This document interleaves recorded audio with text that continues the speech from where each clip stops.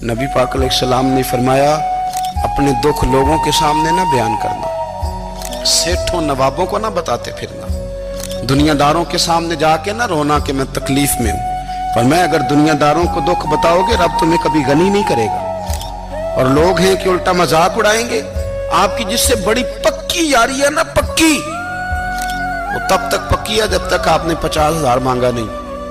और जिस वक्त आपने कह दिया कि मैं मजबूर हूं मेरी मदद कर, तो फिर खत्म हो गई दोस्ती। लोगों की ताल्लुकात आपके साथ तब तक हैं जब तक आप उनसे कोई जरूरत वाबस्ता नहीं करते।